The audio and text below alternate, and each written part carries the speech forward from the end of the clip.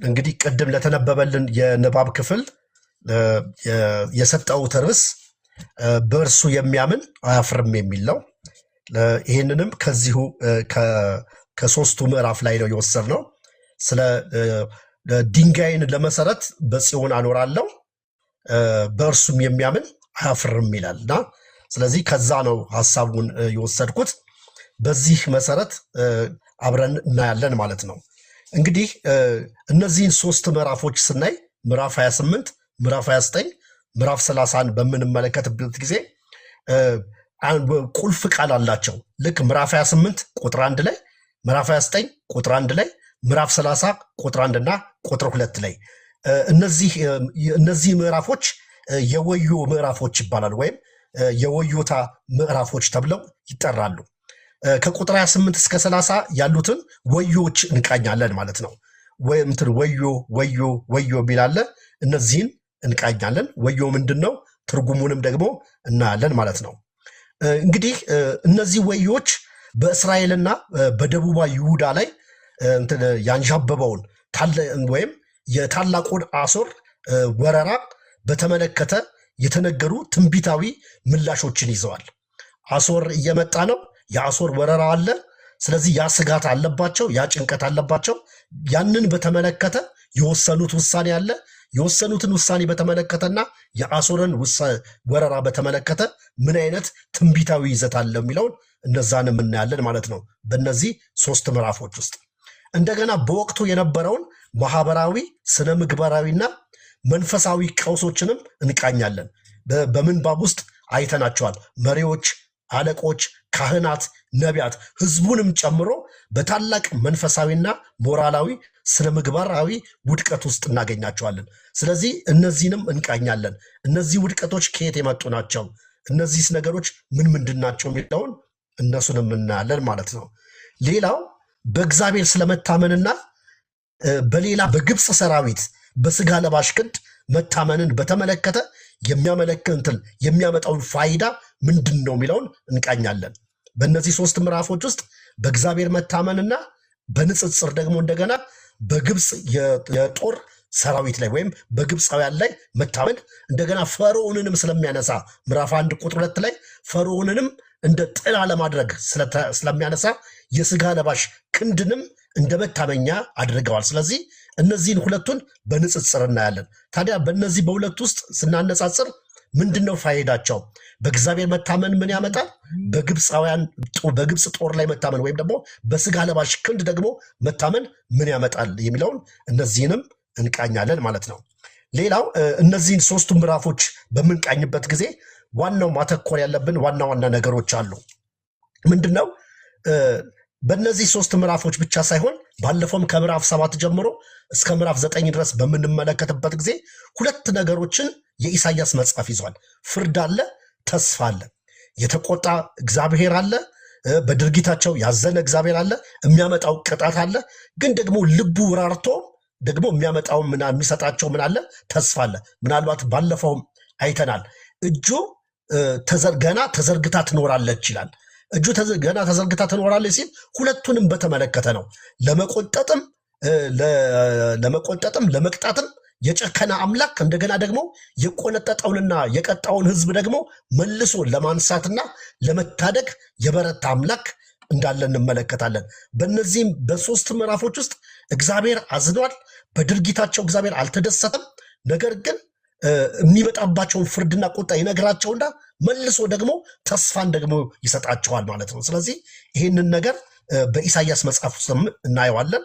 የኢሳይያስን መጽሐፍ እስካሁንም እያጠናን በምንመጣበት ጊዜ እነዚህን ሁለት ነገሮች እናያለን፣ ፍርድና ተስፋን ማለት ነው። ሌላው የወዮታ ምዕራፍ ተብለው ይታወቃሉ። ቅድም እንደነገርኳቸው የወዮታ ምዕራፍ ተብሎ ይታወቃል። ወዮ ማለት ምን ማለት ነው? ወዮ የሚለውን ሶስት ትርጉሞችን አማራጭ ትርጉሞችን ለማየት እንሞክራለን። ከዛ በላይም እናንተ ሰርች ብታደርጉ ማግኘት ትችላላችሁ። አንደኛው የማይቀር ውጤት ነው። ወዮ ማለት የማይቀር እንዲህ በማድረጋችሁ እንዲህ ትሆናላችሁ የሚል ነው። በእነዚህ ሶስት ምዕራፎች ውስጥ ማለት ነው የምናገኘው እንዲህ በማድረጋችሁ እንዲህ ትሆናላችሁ የሚል የማይቀር ውጤት ነው። ለድርጊታቸው የማይቀር ውጤትን የሚያሳይ ነው። ሁለተኛው የፍርድን ቀጠሮ የሚያሳይ ነው። ልክ የፍርድ ቀነ ቀጠሮ ለምሳሌ ፍርድ ቤትም ቀነ ቀጠሮ ይሰጣል፣ ችሎትም ቀነ ቀጠሮ ይሰጣል። ወይም ደግሞ እኛ ድሮ ልጆች እያለን አንዳንዴ ሰኔ 30 እንገናኝ እንባባላለን። ስለዚህ ልክ እንደዚሁም እግዚአብሔር በዚህ ድርጊታችሁ ምክንያት ቀነ ቀጠሮ ይሰጣችኋል። ወዮላችሁ፣ ላግኛችሁ፣ አልለቃችሁም፣ እናንተንም የታመናችሁባቸውን ግብፃውያንንም በበረዶና በዝናብ ወይም ደግሞ በጎርፍ በተመሰለው አዞር ጠራርጌ ነው የምወስዳችሁ፣ አንዳች መታሰቢያ አልተውላችሁም፣ ወዮላችሁ እያለ ቀጠሮ ይሰጣችኋል ማለት ነው። ሶስተኛው ወዮ የሚለው ትርጉም የሚያሳየው ምንድን ነው? ለክፉ ድርጊት የሚሰጥን ቅጣት የሚያሳይ ነው።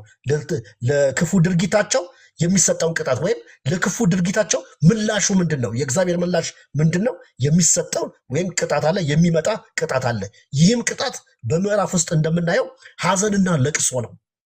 በህዝቡ አመፀኝነት ላይ፣ በህዝቡ አለመታዘዝ ላይ ወይም በእግዚአብሔር ላይ ባለመታመናቸው፣ በእግዚአብሔር ላይ በመታመን ይልቅ በስጋ ለባሽ ክንድ በመታመናቸው፣ ግብፅን ለእርዳታ በመፈለጋቸው ምክንያት በዚህ ምክንያት ወዮላችሁ፣ ለእርዳታ ወደ ግብፅ ለወረዳችሁ፣ በግብፅን እንደ ጥላ ለፈለጋችኋት ወዮላችሁ፣ ለእናንተ ሐዘንና ለቅሶ ነው የሚሆነው ይላቸዋል። ስለዚህ የወዮታ ምዕራፍ ይባላል።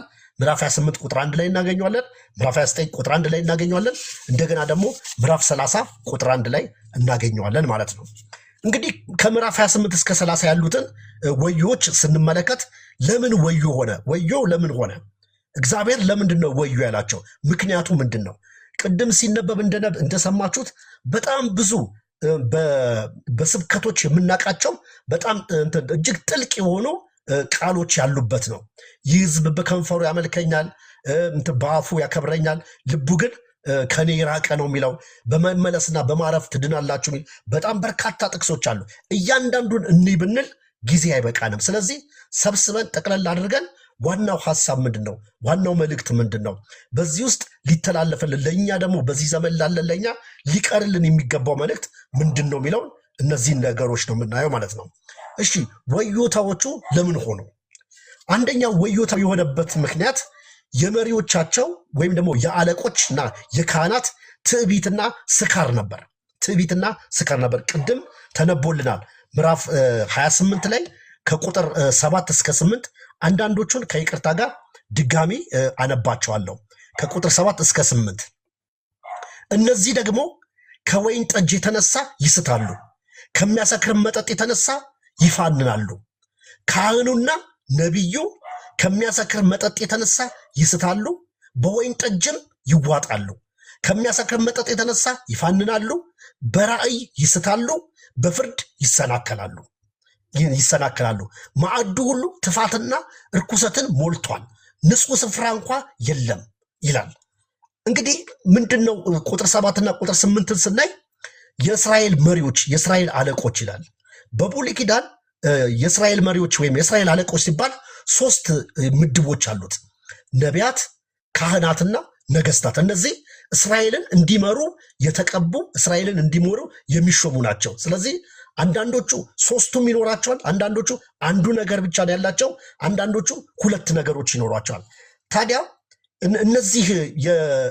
እነዚህ መሪዎች፣ እነዚህ አለቆች፣ እነዚህ ካህናት፣ እነዚህ ትንቢት የሚናገሩ ነቢያቶች በስካር ተሞልተዋል ይላል። ስካር ውስጥ ናቸው። በመጠጥ ስካር ብለዋል፣ ተይዘዋል። ስለዚህ ከባድ በሆነ በሞራል በስነ ምግባርና መንፈሳዊ ችግር ውስጥ ነው ያሉት። የህዝቡን ሸክም የህዝቡን ነገር ማቃለል ሲገባቸው፣ ለህዝቡ ፍትህን ማስፈን ሲገባቸው ከስካር የተነሳ እንደውም ፍትህን ያጓድላሉ። ራእይ ሲያዩ ይስታሉ ይላል። ፍርድንም ደግሞ ያጓድላሉ፣ ወይም ደግሞ ህጉንም ምን ያደርጋሉ? ያጣምማሉ። ምን ማለት ነው? ህጉንም ያጣምማሉ ማለት የእግዚአብሔርን ህግ በትክክል አይፈጽሙም። እንደገና ደግሞ ምናልባት ለወንጀለኛ ወይም ደግሞ ከፍትህ አንጻር የተጠቀሱ አንቀጾች ሳሉ ከስካር የተነሳ እነዛን አንቀጾች ያጓድላሉ፣ እነዛን አንቀጾች ያፈርሷቸዋል። ታዲያ መጠጥ ወይም ደግሞ ከመጠጥና ከስካር የተነሳ ባጭሩ እነዚህ አለቆችና ፍትህን መስጠት ያለባቸው፣ ፍትህ የሚፈለግባቸው፣ ፍትህ የሚጠበቅባቸው አለቆች ፍርደ ገምድል ሆነው የሰውን ፍርድ ምን ያደርጉ ነበር? ያጣምሙ ነበረ። ምናልባት እንዲሁ እንደው ከክፍሉ ትንሽ ወጣ ብዬ ልመለስና ምሳሌ ምዕራፍ 31ን በምንመለከትበት ጊዜ ለሰለሞን እናቱ መክረዋለች። ልሙኤል ወይ ትለዋለች። ልሙኤል የሰለሞን የንግስና ስሙ ነው፣ የቁልምጫ ስሙ ነው። ልሙኤል ወይ ነገስታት የወይን ጠጅ መጠጣት የለባቸውም፣ መኳንንትም ብርቱት መጠጥ ወዴት ነው ማለት የለባቸውም። ለምን? በሁለት ምክንያት። አንደኛው ህግን ይረሳሉ። ህጉን ይረሳሉ ማለት ቅድም ልክ ኢሳያስ ላይ እንዳየነው አንቀጹ ይጠፋባቸዋል። ወንጀለኛውን ነፃ ነው ሊሉት ይችላል። ነፃ የሆነውን ሰው ወንጀለኛ ሊሉት ይችላል፣ ከመጠጥ የተነሳ ከስጋር የተነሳ። ስለዚህ ነገስታት ፍርድ እንዳያጓድሉ ይላል። ሁለተኛ ፍርድ እንዳያጓድሉ፣ ህጉን እንዳይረሱ እና ህጉን ደግሞ እንዳይተዉት እነዚህ ሰዎች የወይን ጠጅ መጠጣት የለባቸውም ይላል። የወይን ጠጅ መጠጣት ለነገስታት አይገባም። በእሷ ምክር ውስጥ ነገስታት ሊጠጡ አይገባቸውም። ፖዚሽናቸው አይፈቅድላቸውም። ፍርድን ያዛባሉ፣ ህጉን ይረሳሉ። ስለዚህ ነገስታት ከዛ ወረድ ብሎ ደግሞ ለተጨነቀው ወይም ደግሞ ተስፋ ለቆረጠው ነፍሱን ለመረረችው ደግሞ ስጠውና ይጠጣ፣ ድህነቱንም ጭንቀቱንም መከራውንም ይርሳ ይላል። ስለዚህ ትላለች በምክሯ ውስጥ ማለት ነው። ስለዚህ ወይን ጠጅ ከመጠጣታቸው የተነሳ ከስካር የተነሳ ከትዕቢት የተነሳ ፍርድ ያጓድሉ ነበረ፣ ሰዎችን ይበድሉ ነበረ። እግዚአብሔርም በዚህ ጉዳይ አዝኖባቸው ነበረ። ስለዚህ በእንደዚህ አይነት ኢየሩሳሌም፣ ይሁዳ፣ እስራኤልም ጭምር ሰሜኑም ክፍል ደቡቡም ክፍል በውጥረት ውስጥ ሆነው አሶር እየከበበው አሶር ሊወረው ሆነው በጭንቀት ውስጥ ሆነው በተለይ ሰሜኑ በአሶር ቁጥጥር ስርም ነው። እንደገና ደቡቡም የአሶር ሰራዊት ወደሱ እየገሰገሰ ነው። በዚህ ውጥረት ውስጥ ሆነው እነዚህ ሰዎች ግን መጸለይ ወደ እግዚአብሔር መጮህ ሲገባቸው በተቀማጠለ ህይወት ውስጥ እንደውም ይፋንናሉ ብሎ ይናገራል። ለእንስሶች የሚሰጥ ቃላት ነው የተጠቀመው ጸሐፊው። ይፋንናሉ፣ በመጠጥ ራሳቸውን ጥለዋል። ገበታቸው ሁሉ አንድ ንጹህ ቦታ የለውም። ገበታቸው ቅዱስ መሆን ያለበት ንጹህ ሆነ ያለበት ገበታ ትፋት ነው። ጠጥተው ሰክረው እዛው ላይ ምን አድርገዋል? እዛው ላይ አስመልሰዋል። የጠጡትን እዛው ላይ ተፍተውታል። ስለዚህ በጣም የቆሸሸ የወረደ ነገር ውስጥ ያሉት የእስራኤል አለቆች፣ የእስራኤል ካህናት፣ የእስራኤል ነቢያት፣ እነዚህ ነቢያት ካህናትና አለቆች በእንደዚህ አይነት ሁኔታ ውስጥ እንዳሉ እናያለን። ከስካር የተነሳ ፍርዱን ማስተዋል እንዳቃታቸው እናያለን። ስለዚህ በዚህ ምክንያት ነው አንዱም ወዮታው በዚህ ምክንያት ነው። እግዚአብሔር ይህንን ነገርም ተመልክቶ አዝኗል። ስለዚህ ወዮላችሁ የሚለው ወይም ወዮ የሚለው አንዱ ይሄ ነው። ሌላው ሁለተኛ ወዮ ምንድን ነው? ህዝቡ በድንዛዜ ውስጥ ነው። በድንዛዜና እውነትን በመጥላት ውስጥ ነው የሚገኘው። ህዝቡ ድንዛዜ ውስጥ ነው። ይህንንም ከቁጥር 20 ምዕራፍ 29 ላይ ከቁጥር 9 እስከ 13 እና ምዕራፍ 30 ከቁጥር 8 እስከ 11 ቅድም አይተነዋል። እነዚህን ሁለት ነገሮች ምንድን ነው የህዝቡ ድንዛዜ? ከቁጥር 9 እስከ 13 አሁንም ቶሎ አነበዋለሁ። ተደነቁ፣ ደንግጡም፣ ተጨፈኑም፣ እውሮችም ሁኑ፣ በወይን ጠጅ አይሁን እንጂ ስከሩ፣ በሚያሰክር መጠጥ አይሁን እንጂ ተንገድገዱ። እግዚአብሔር የእንቅልፍ መንፈስ አፍስሶባችኋል፣ ዓይኖቻችሁን ነቢያትንም ጨፍኑባችኋል፣ ራሶቻችሁን ባለራእዮችን ሸፍኑባችኋል። ምንድን ነው አንደኛው የሚነግራቸው ምንድን ነው? እዚህ ጋር ደግሞ ስከሩ ይላቸዋል። ስከሩ፣ ተንገዳገዱ ይላቸዋል። ግን በምን አይደለም? በወይን ጠጅ አይደለም። ምዕራፍ 28 ላይ እንዳየናቸው ካህናትና ነቢያት አለቆች በወይን ጠጅ አይደለም፣ ግን በምንድን ነው? ባለማስተዋል፣ በመፍዘዝ ጆሮአቸውን ለህጉ በመዝጋት ድንዛዜን ነው፣ መንፈሳዊ ድንዛዜን ነው የሚያሳየው። ከመንፈሳዊ ድንዛዜ የተነሳ ከድንዛዜያቸው የተነሳ እንደሰከረ ሰው ይንገዳገዳሉ፣ እንደሰከረ ሰው ራሳቸውን ይስታሉ፣ እንደሰከረ ሰው እንቅልፋም ይሆናል። የእንቅልፍ መንፈስ ፈሶባቸዋል። ዓይኖቻችሁ ተጨፍኗል። ማየት አትችሉም፣ መመልከት አትችሉም፣ መረዳት አትችሉም። ነገሮችን ማስተዋዮች ባለ ራእዮችም ራእይ ምን አድርጎባቸዋል? ጠፍቶባቸዋል ብሎ ይነግራቸዋል። ይህ ምንን ነው የሚያሳየው? ህጉን በትክክል መረዳት አልቻሉም። እንደገናም ደግሞ ለገጠማቸው ችግር፣ ለገጠማቸው ውጥረት፣ ለገጠማቸው ቀውስ ተገቢውን ምላሽ መስጠት አልቻሉም። ምንድነው ተገቢውን ምላሽ መስጠት ያለባቸው? እነዚህ ሰዎች፣ እነዚህ ነቢያት፣ እነዚህ ካህናት መወሰን የነበረባቸው ምንድነው? አሦር ሊከባቸው በፈለገ ጊዜ ወደ እግዚአብሔር ፊታቸውን ማዞር ነበረባቸው። በእንደዚህ አይነት አስጨናቂ ጊዜ እግዚአብሔርን ተገን መጠየቅ ነበረባቸው። ይሄንን ማድረግ አልቻሉም። ከድንዛዜያቸው የተነሳ ይሄንን ማድረግ አልቻሉም። የስጋ ልባሽ ክንድን ታምነው እንደውም እርዳታን ከሌላ ሲፈልጉና ከሌላ ሲጠይቁ እናያለን። እንደገና እውነትን መጥላት የምናይባቸዋለን። ምዕራፍ 30 ላይ ከቁጥር 8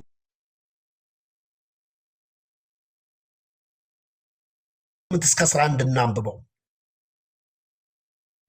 እንዲህ ይላል፣ ለዘላለም እንዲሆን በሰሌዳ ላይ በመጽሐፍም ውስጥ ጻፍላቸው። አመፀኛ ወገንና እውነትን ከመጥላታቸው የተነሳ ምን ይሉ ነበረ? ተመለሱ አትበሉን።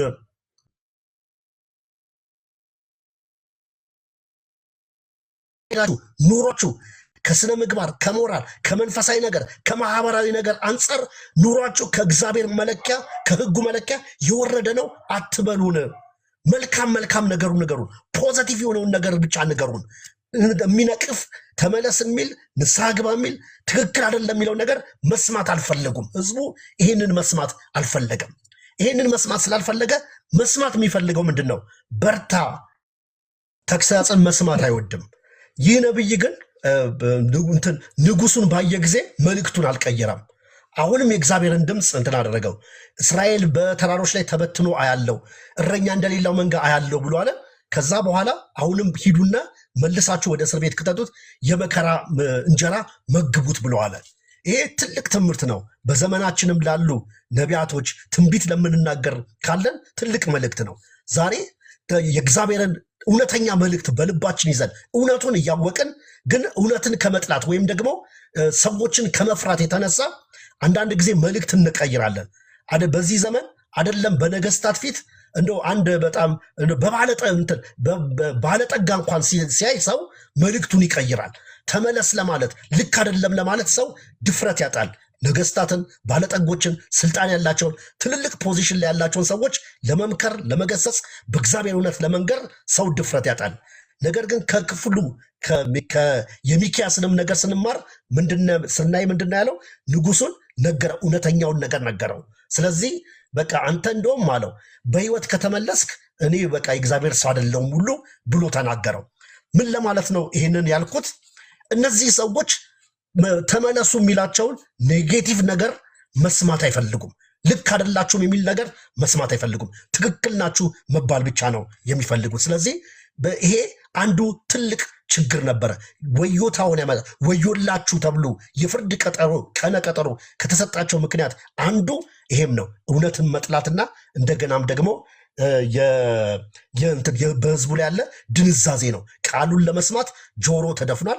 ቃሉን እንደገና ደግሞ ራእይንም እውነተኛውን ነገር ለመመልከትም አይኑ ተደፍኗል። ግን ቢሆንም እንደነገርኳቸው ፍርድ ቢሆንም ተስፋ አለ። ለምሳሌ ምዕራፍ 29 ቁጥር 18 ላይ ተስፋ ይሰጣል። በዚያን ቀን ይላል የብዙዎቹ ጆሮች ይከፈታል፣ የዕውሮችም አይን ይቅርታ ቃል አጠቃቀሜ ቃሉ ደንቆሮ ብሎ ስለሚለው የደንቆሮች ጆሮ ይከፈታል፣ የዕውሩም አይን ያያል ይላል። ይሄ ውጫዊን ሳይሆን ምንድነው? እንደገና ህጉን ለመስማት እግዚአብሔር የተናገረውን ነገር የእግዚአብሔርን ፈቃድ ለማስተዋል እንደገና በዚያን ጊዜ ምን ያደርጋሉ? ጆሮአቸው ይከፈታል፣ አይናቸውም ደግሞ ይከፈታል። ጆሮአቸውም ይሰማል፣ አይናቸውም ያያል ብሎ ተስፋውን ይሰጣል። እዚህ ጋር ቃሉን ለመስማት እንደገናም ደግሞ ራእይንም መልካምንም ራእይ እውነተኛው ነገር ለማየት አይኖቻቸው ማየት ተስኗቸዋል፣ ጆሮቻቸው መስማት ተስኗቸዋል። በዚያን ቀን ደግሞ ብሎ ተስፋ ይሰጣል። ያያሉ፣ ይሰማሉ ብሎ ይናገራል ማለት ነው። እንግዲህ ምዕራፍ 30 ከቁጥር 8 እስከ 11 ደግሞ ህዝቡ እውነትን እንደጠላ እናያለን። ይህንን ነገር በደንብ ከያዝን ወደ ሶስተኛው እንግባ። ለምንድን ነው ወዮ ያላቸው? ሶስተኛው ምክንያት በእግዚአብሔር ከመታመን ይልቅ በግብፅ ሰራዊት በስጋ ለባሽ ክንድ ታምነዋል፣ በፈርዖን ታምነዋል። ምዕራፍ 30 ከቁጥር 1 እስከ 7 ስናነበው እናገኘዋለን። ምንድን ነው ምዕራፍ 30 ወዮላቸው ይላል? በግብፅ ለሚታመኑ ይላል። ለአመፀኛ ልጆች ወዮላቸው ይላል እግዚአብሔር። የእኔ ያልሆነውን ሐሳብ ይከተላሉ፣ ከመንፈስ ያልሆነውን ቃል ኪዳን ያደርጋሉ፣ በኃጢአት ላይ ኃጢአት ይጨምራሉ፣ እኔን ሳይጠይቁ ወደ ግብፅ ይወርዳሉ። የፈርዖንን ከለላ የግብፅንም ጥላ ለመጠጊያነት ይፈልጋሉ። ነገር ግን የፈርዖን ከለላ ውርደት ይሆንባቸዋል ይላል። ሌላው ወዮ ያስፋለው ምንድነው? ሌላው ወዮታ የመጣበት በእግዚአብሔር ከመታመን ይልቅ በግብፅ ሰራዊት ላይ በስጋ ለባሽ ክንድ ላይ በፈርዖን ላይ ታመኑ። ፈርዖንን መጠጊያ ያደረጉ። አሶር ስለከበባቸው፣ አሶር ስላስጨነቃቸው ምን አደረጉ? እርዳታ ጠየቁ። እግዚአብሔር ደግሞ በዚህ ጉዳይ በጣም አዘነ።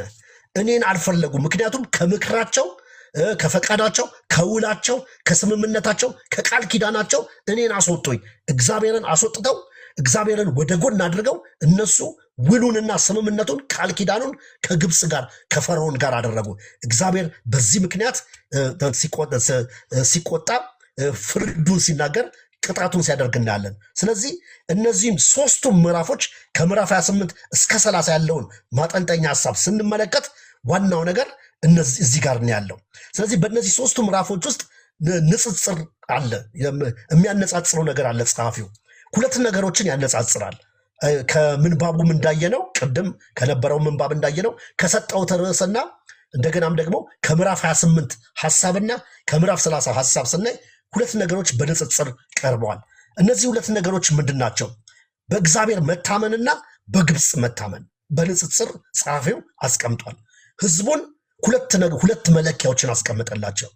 በእግዚአብሔር መታመን፣ በእግዚአብሔር መታመን አለመፈለግ ወይም በእግዚአብሔር አለመታመን የሚያመጣው ውጤት ምንድን ነው? በእግዚአብሔር መታመን ደግሞ የሚያመጣው ጥቅም ምንድን ነው?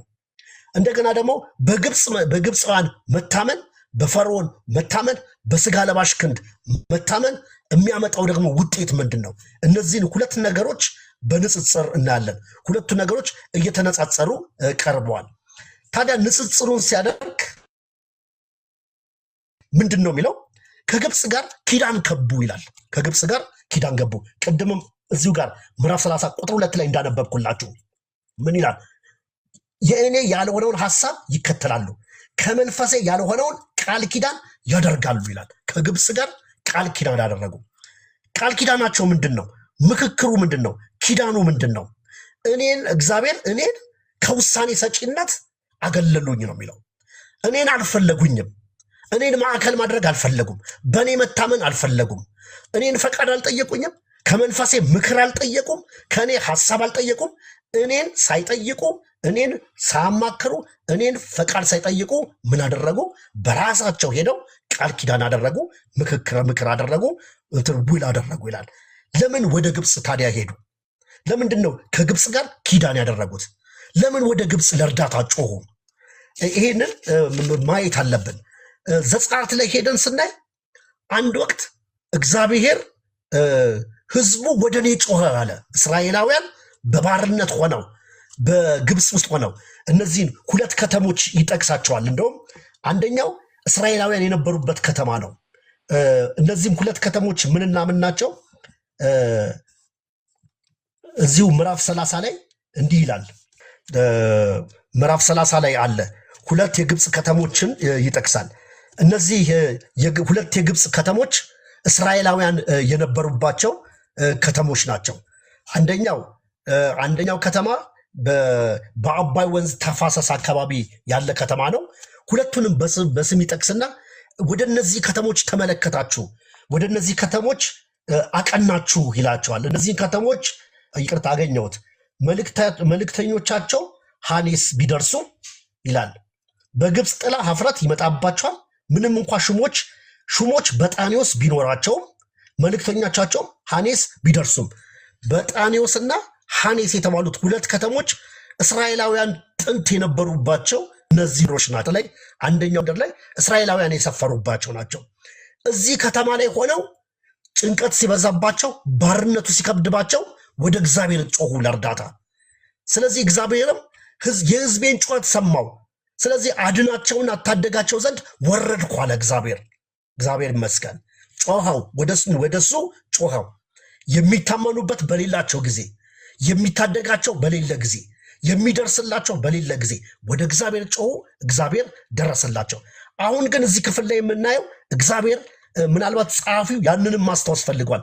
አሁን ደግሞ ህዝቡ ወደ ማጮኸ አሶር ሲከበው ወደ እግዚአብሔር መጮህ ትቶ እንደለመደው ወደ እግዚአብሔር መጮህ ትቶ እንደለመደው ለእርዳታ እግዚአብሔርን መጠራት ትቶ ወደ ማጮኸ ወደ ግብፅ ጮኸ። እርዳታን ጠየቀ። የፈረሶችን ለመነ። በፈርዖን ጥላ በፈርዖን ክንድ መተማመን ጀመረ። እግዚአብሔር በዚህ ምክንያት ነው ወዮ የሚለውን ነገር የተናገረው። እሺ ለምንድን ነው እነዚህ ወዮዎች የሆኑት? ለምንድን ነው ግብፃውያን ለምንድን ነው ለምን ግብፅ ለእርዳታ ተጣሩ?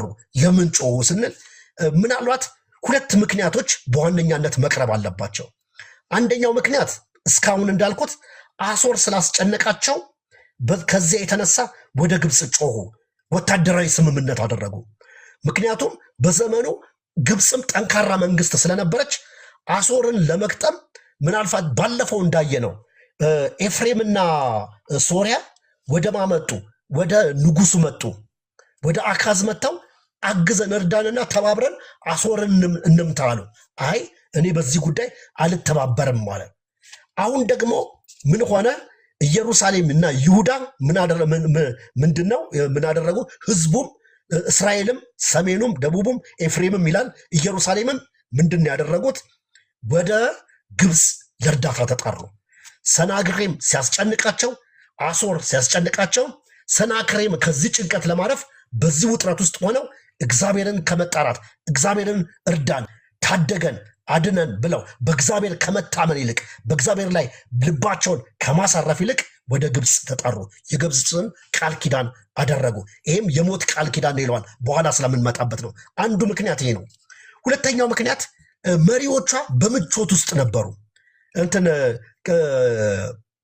ስለዚህ በምቾቱ ስለሆነው አሶር ከመጣ ሁሉንም በቀኝ ግዛት ስለሚገዛቸው ባሪያ ስለሚያደርጋቸው ከምቾት ቀጠና ሊወርዱ ነው። ምክንያቱም እንዳየነው ቅድም መሪዎቿ፣ አለቆቿ፣ ካህናቶቿ፣ ነቢያቶቿ የቅንጦት ኑሮ ነው የሚኖሩት።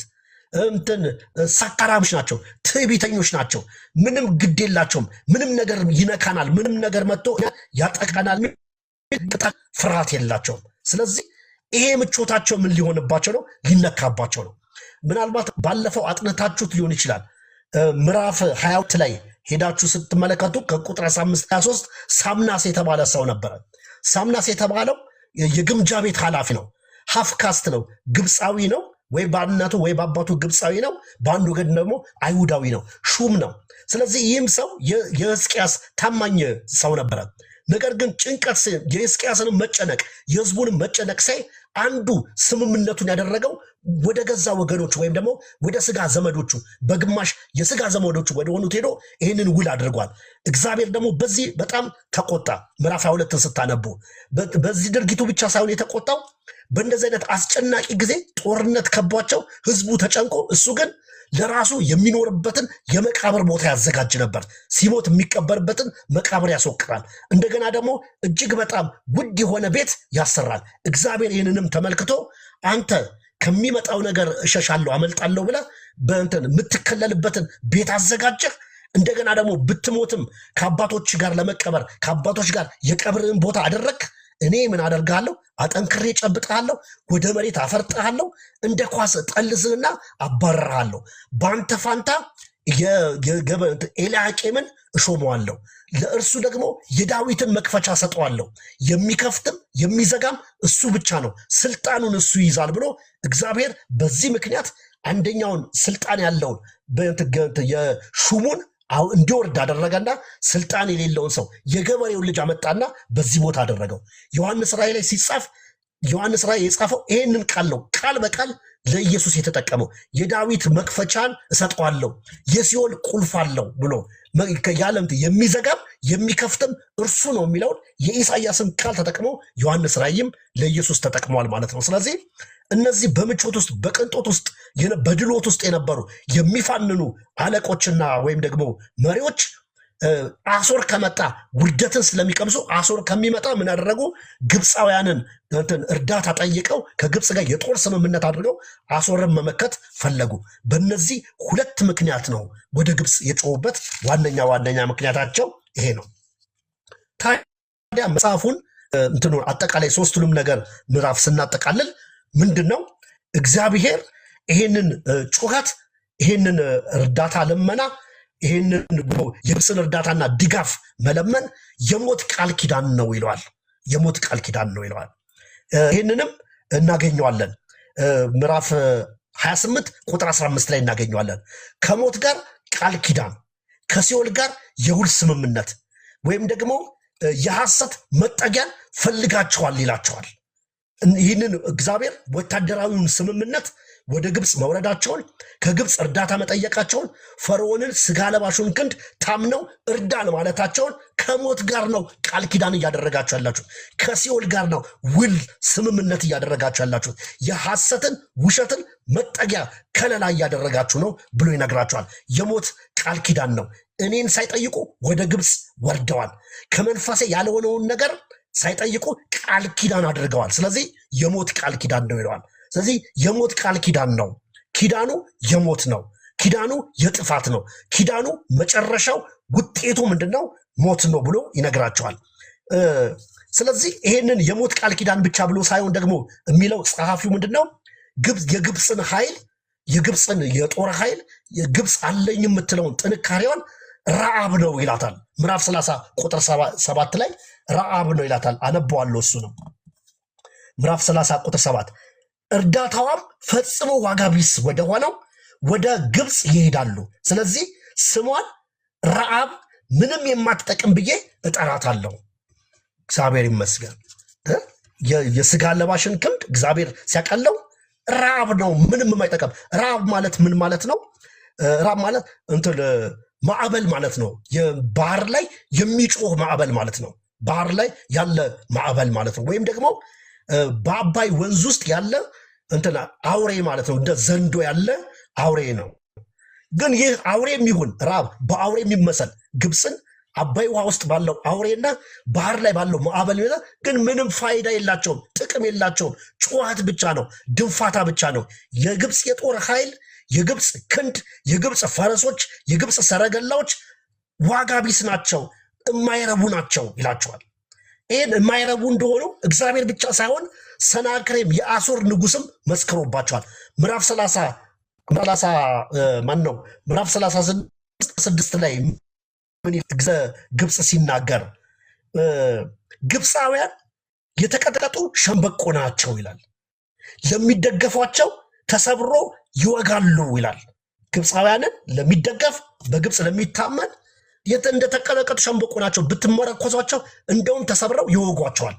ብዙ ጊዜ ይህንን ጥቅስ እግዚአብሔር ያለው ነው የሚመስለን። እግዚአብሔር አይደለም ያለው፣ ሰናክሬም ነው ንቆት ሕዝቅያስን አንተ እኔ ላይ ያመፅከው በማተማምነና አለው። ለምን ሳምናስ ግብፅን ለእርዳታ እንደጠየቀ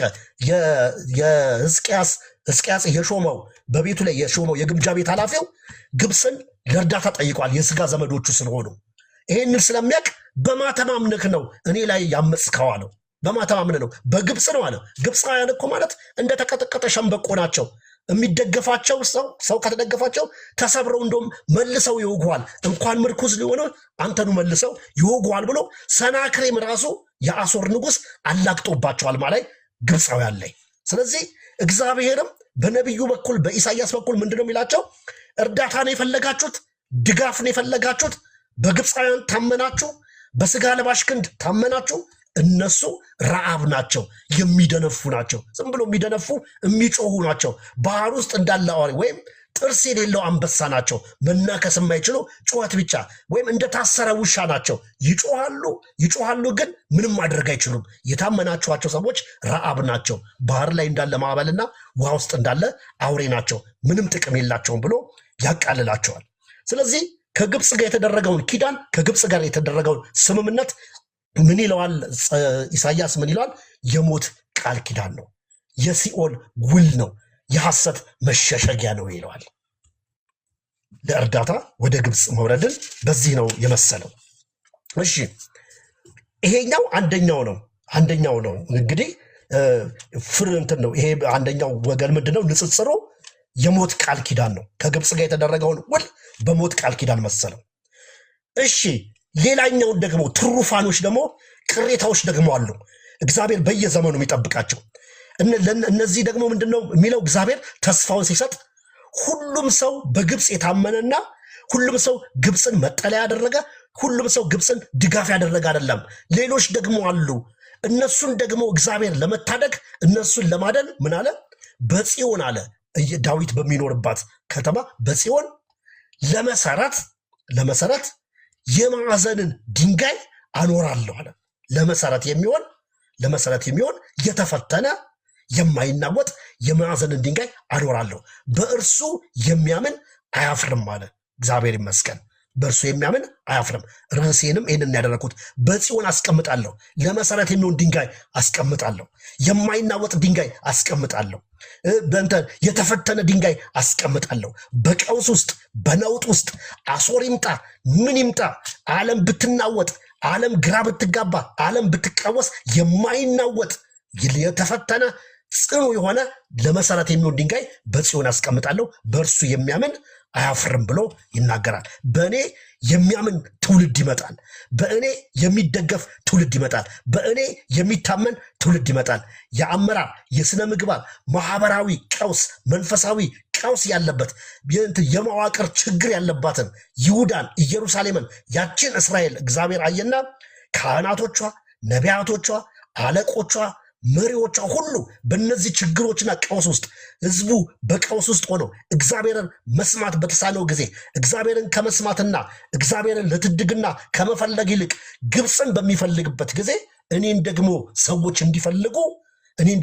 እንዲፈልጉ በጽዮን የተፈተነ የማይናወጥ የሚጸና የማዕዘን ድንጋይ ራስን አስቀምጣለሁ። እንግዲህ የሞት ቃል ኪዳን ነው ይለዋል። ከግብፅ ጋር ያለውን ስምምነት ከግብፅ ጋር ያለውን ውል ማለት ነው። ስለዚህ እግዚአብሔር ደግሞ ምን አለ? እኔ ለራሴ የሚሆነውን ህዝብ ስለምፈልግ በጽዮን የመሰረትን ድንጋይ አኖራለሁ ይላል። እግዚአብሔር ይሄንን ተናገረ። ታዲያ ምንድን ነው የኢየሩሳሌም መሪዎች እውነተኛውን ጌታ መታመን ታክቷቸው ወይ ደግሞ መታመን ከብደው ስጋ ለባሽ ክንድ ታመኑ፣ በግብፅ ኃይል ተመረኮሱ። ነገር ግን እግዚአብሔር እርሱ ሉዓላዊ አምላክ ስለሆነ አሦር እንደ በረዶና እንደ ጎርፍ አዘዘው፣ ጠራርጎም ወሰዳቸው ይላል። ምዕራፍ 28 ከቁጥር 17 እስከ 18 ብናነበው እናገኘዋለን። ምዕራፍ 28 ከ17 እስከ 18 አነበዋለሁ።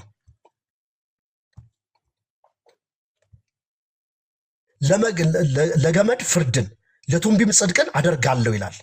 ከላይ የቁጥር 16 ላይ ስለዚህ ጌታ እግዚአብሔር እንዲህ ይላል፣ እነሆ በጽዮን ድንጋይ ለመሰረት አስቀምጣለሁ፣ የተፈተነውን የከበረውን መሰረቱ የጸናውን የማዕዘን ድንጋይ የሚያምን አያፍርም ይላል። እግዚአብሔር ይመስገን። በእርሱ የሚያምን ምን አያደርግም? አያፍርም።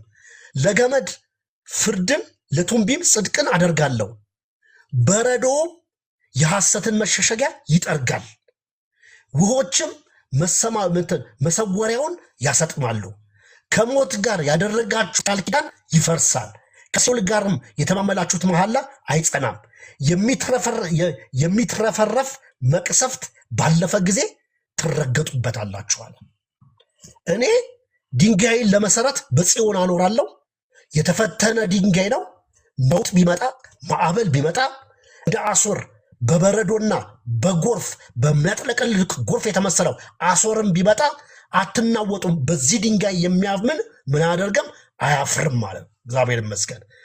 እነዚህስ ከሞት ጋር ቃል ኪዳን ያደረጉ ከሲኦል ጋር ውል የፈጸሙ ውሸትና ሐሰትን መጠጊያቸው ያደረጉስ እነርሱን ደግሞ በበረዶና በጎርፍ የተመሰለው አሦር መጥቶ ምን ያደርጋቸዋል?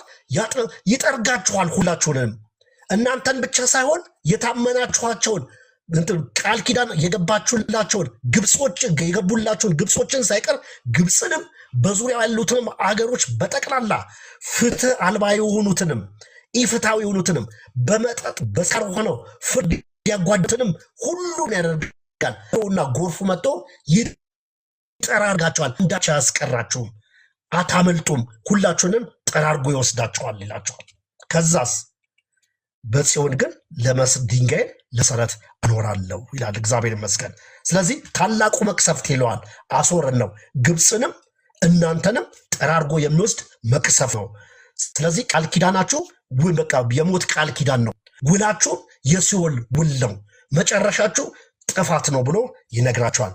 በእርሱ የሚያምን ግን ምን ያደርግ አያፍርም። ለምን አያፍርም? ድንጋዩ የተፈተነ ነው ይላል። እግዚአብሔር ይመስገን የተፈተነ ነው። በማዕበል በመከራ በነውጥ ጸንቶ የሚቆም ነው ይህ ድንጋይ። ብቃት ያለው ነው ይህ ድንጋይ። በበረዶና በጎርፍ በአሶር በሌላም ነገስታት የሚሸነፍ የሚዋጥ አይደለም። ይህ ድንጋይ ጸንቶ የሚኖር ነው። እንደገና ይህ ድንጋይ አለ ለምንድን ነው በእርሱ የሚያምን አያፍርም? ይህ ድንጋይ አለ አዲስ ኪዳን ላይ መመኛው ነው። ሮሜ ምዕራፍ 9 ቁጥር 33 ላይ ስለ እስራኤልና ስለ አሕዛብና ስለ እስራኤል አይሁድን ሲያነጻጽር ምንድን ነው የሚለው? በዚህ ድንጋይ ያምን አንደኛ ጴጥሮስ ምዕራፍ 2 ቁጥር 6 ላይም ክርስቶስን ያመለክታል። በዚህ በእርሱ የሚያምን አያፍርም፣ በእርሱ የማያምን ግን ይሰናካል። በእርሱ የሚያምን አይሰናከልም፣ አያፍርም። በእርሱ የማያምን ግን ያደርጋል ይሰናከላል ይላል። ታዲያ ይህ አለት ክርስቶስ ደግሞ በዚህ ምድር ላይ በኖረበት ዘመን እጅግ በጣም ብዙ መከራ ውስጥ በብዙ ነውጥ ውስጥ አልፏል። ክርስቶስ ላይ ያልደረሰ መከራ የለም። ስለኛ በምድር ላይ ተንከራተተ፣ መከራን ተቀበለ። በዚህ ሁሉ ነውጥ ውስጥ በዚህ ሁሉ መከራ ከጻፍቶች ከፈሪሳውያን ምን ሊቀበል ይገባዋል ይላል? መከራ ሊቀበል ይገባዋል ይላል። እኔ የምጠጣትን ጽዋ ተጠጣላችሁ አላቸው።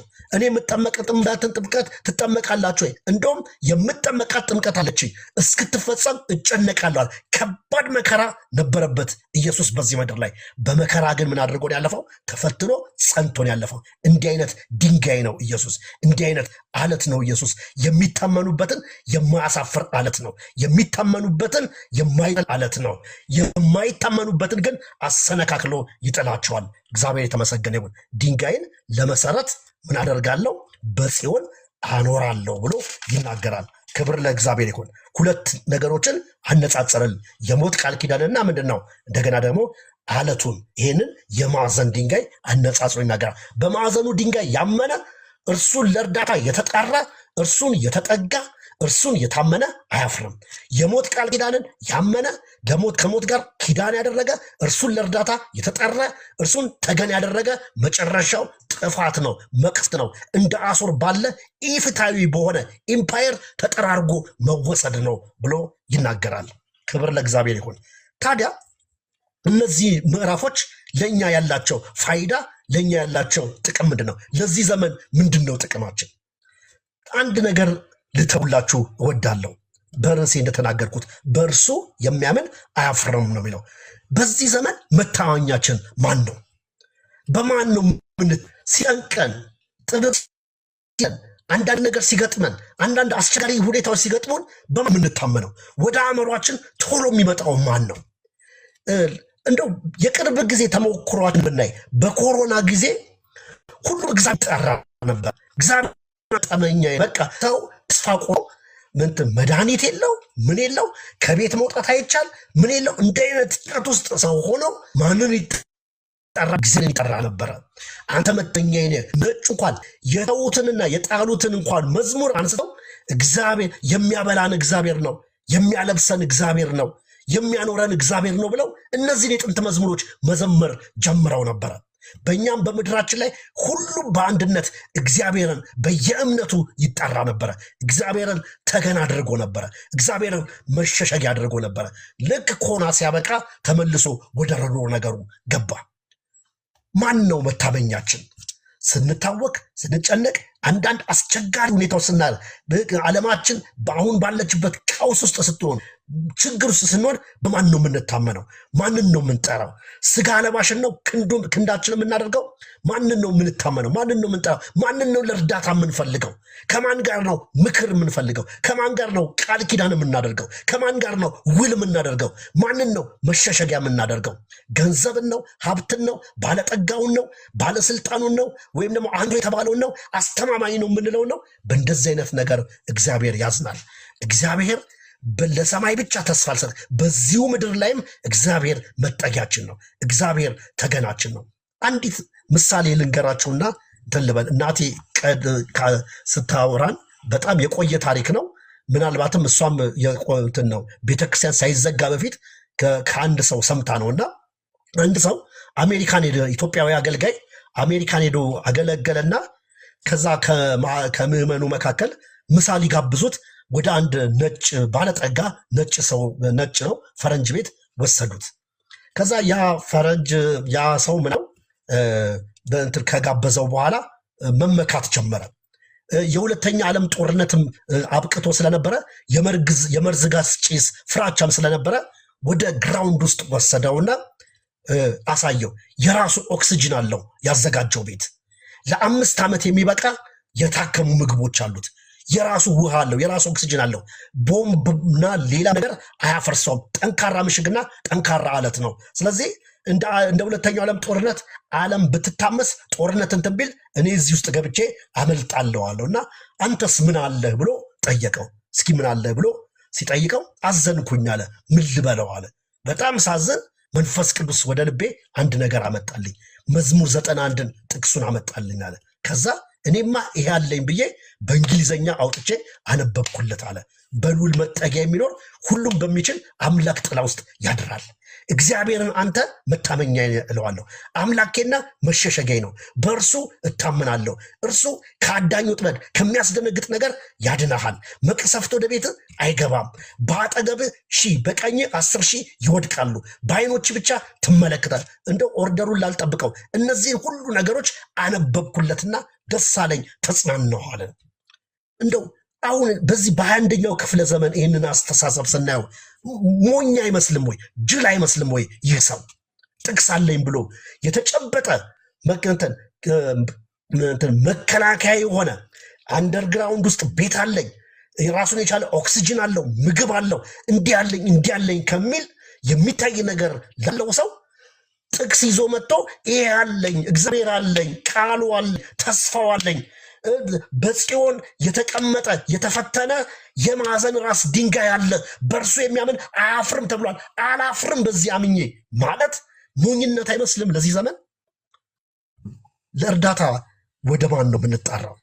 ለእርዳታ ማንን ነው የምንጠይቀው? ስለዚህ አንዳንድ አስጨናቂ ነገሮች ሲገጥሙን፣ ከባድ ነገሮች ሲገጥሙን፣ የሚያናውጡ ነገሮች ሲገጥሙን እንደው እንረጋጋ፣ ልባችንን እናሳረፍ።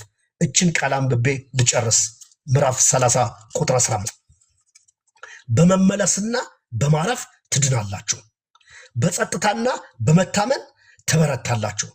እናንተ ግን ይህን አላደረጋችሁም፣ ደግሞ አይሆንም፣ በፈረስ እንሸሻለን አላቸው።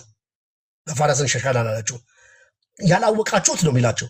ደግሞ ጠላቶቻችሁ በፈጣን ፈረስ እናመልጣለን አላችሁ። ስለዚህ አሳደዶቻችሁ ጠላቶቻችሁ ፈጣን ይሆናሉ። በተራራ አናት ላይ እንደተተከለ ሰንደቅ ዓላማ በኮረብታም ላይ እንደቆመ ምልክት ሆናችሁ እስክትቀሩ ድረስ በአንድ ሰው ዛቻ 1000 ሰው ይሸሻል፣ በ5 ሰው ሁላችሁ ትሸሻላችሁ። እግዚአብሔር ግን ምሕረት ሊያደርግላችሁ ይታገሳል። በፈረስ እናመልጣለን፣ በፈረስ ተማምናችሁ እንሸሻለን ነው የምትሉት። ጠላቶቻችሁ ከእናንተ በላይ ፈጣን ነው። እንደውም በአንዱ ሰው 1000 ሰው ነው የሚደነበረው። 5 ሰውማ ሁላችሁንም አገሪቷን በጠቅላላ ጠራርጎ የሚወስድ ነው። ምዕራፍ 28 ላይ እንዳየነው በረዶውና ጎርፉ አንዳች ሳያስቀር ጠራርጎ ይወስዳችኋል እንዳላቸው እንደዚሁ ነው። ስለዚህ በዚህ አታመልጡም። ብርቱ ፈረስ፣ ፈጣን ፈረስ ከግብፅ በመፈለግ አታመልጡም። የጦር ኃይሎችን ወይም ደግሞ ወታደሮችን የግብፅን ሰራዊት ለምናችሁ በማምጣት አታመልጡም። ከግብፅ ጋር ኪዳን በመግባት ፈርዖንን እንደ ክንድና እንደ ጥላ በማየት አታመልጡም። የምታመልጡት ግን በምንድን ነው አላቸው? በመመለስና በማረፍ ትድናላችሁ፣ በጸጥታና በመታመን ኃይል ይሆንላችኋል ይላል ያኛው ትርጉም፣ ትበረታላችሁ። ስለዚህ እግዚአብሔር በዚህ በነውጥ በተሞላ ዘመን በዚህ ሁሉ ነገር ፈጣን ካልሆንክ አላስተናግድም በሚል በዚህ በ21ኛው ክፍለ ዘመን ሲስተሙ እግዚአብሔር ማረፍና መመለስ ያደረገልን በኢየሱስ ስም። ምክንያቱም ከባድ ዘመን ነው። ዘመን ሁሉ ነገር ፈጣን ነው።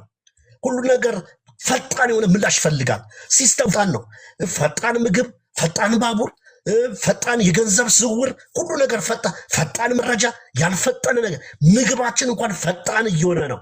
ፈጣን ያልሆነ ነገር ፈጣን ሰዓት ብቻ ነው የሌለው። እግዚአብሔር ይመስገን። መቼም ፈጣን ሰዓት አየለም። ወይም ፀሐይ ፈጥና አታውቅም እኮ። ፀሐይ ምትል ፍጠኝም ብትሏት አትፈጥንም። በቃ ፈጥና አታውቅም። በሰዓት ተፈጥሯዊ ሂደቷን ጠብቃ ነው የምትሄደው። ሰዓትም እንደዚሁ ፈጥኖ አያውቅም። ስለዚህ በማረፍና በመመለስ ነው ምንድነው ልባችንን ልናሳርፍ ጸጥ ያለን የተረጋጋን በእግዚአብሔር ላይ እምነት ያደረገን እግዚአብሔር ላይ የታመንን በነገሮች ሁሉ እግዚአብሔርን መጠጊያ መመኪያ ያደረገን እንዲህ አይነት ልብ እንዲህ አይነት ያረፈ ልብ ካለን በእውነት ምን እናደርጋለን? በጸጥ ትድናላችሁ ይላል። እንዲህ አይነት ሰው ከገጠመው ነውጥ ከገጠመው ቀውስ ይድናል። ምን አይነት ሰው? ያረፈ ሰው የተመለሰ ሰው ይድናል። ስለዚህ እናንተም ነው ያላቸው በዘመኑ ላሉ ሰዎች ከአሶር በትር ከአሶር በረዶ እንደ በረዶ በተመሰለ አሶር እንደ ጎርፍ በተመሰለ አሶር እንደ መቅሰፍት በተመሰለ አሶር ሳትጎዱ ማለፍ የምትችሉት በምንድን ነው? በጸጥታና በመታመን ነው፣ በመመለስና በማረፍ ነው አላቸው። ስለዚህ በዚህ በሚናወጥ ዓለም ውስጥ ማምለጥ የምንችለው በእግዚአብሔር በመታመን ነው። በእርሱ የሚያምን አያፍርም ይላል።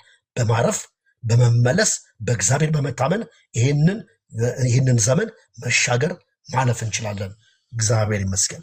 እና እንደዚህ 3 ምዕራፎች ስናጠቃልል ይህንን ነው ላካፍላችሁ ወደድኩት። ጌታ በልብ ያስቀመጠው ይህንን ነው። እግዚአብሔር አምላክ አብዝቶ ይባርካችሁ።